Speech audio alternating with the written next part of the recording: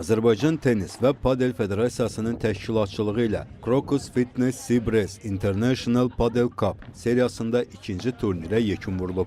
Yarışın qalibi İtalyalı Riccardo Sinicropi və Giulio Graziotti cüt olub. Onlar İspaniyalı Adrian Rodriguez ilə Hector Vazquez'ə qalib gəliblər. 6-7, 7-5 və 6-2. It's amazing to be here, like it's 7 days today and we enjoy a lot. Təşkilatçılıq əla idi. Burada möhtəşəm ab-hava var idi. Sevinirəm ki, biz çempion olduq. Buna layiq mübarizə apardıq. Padel tennisin hər yaşda insanlar üçün əla idman növüdür. Hamıya təşəkkür edirəm. It's amazing city with a lot of story. Azərbaycanlı tennisçilər Tamerlan Əzizovla Yusif Rızayev isə 3-cü yer uğrunda dueldə millimizin digər üzvləri Rəsul Qocayev və Kənan Qasımova qalib gəliblər. 6-3, 6-4. Yarım finalda İspanlarla oynadıq, onlara məğlub olduq.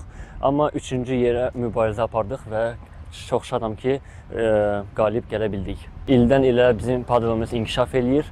Biz Bakı Tenis Akademiyasında yaxşı məşğul olurduq və çox şadıq ki, 3-cü yer tuta bildik. Biz bu turnirlərdə təbii ki, bir çox təcrübə qazandıq. İtalyan və İspan əsasda idmançılarla oyunlarda çox təcrübə qazandıq və digər komandalarla da oyunlarda çox təcrübə qazana bildik. Biz artıq 3 ildir padel idman üzrə milli yığmadayıq. Bizim məşqlərimiz davam edir mütəmadi olaraq. Buna əlavə olaraq biz Avropa çempionatının iştirakçıları və beynəlxalq yarışlarda iştirak etmişik və məşqlərimiz təbii ki, davam edir. Biz nəticə almaq üçün məşqlərə davam edirik.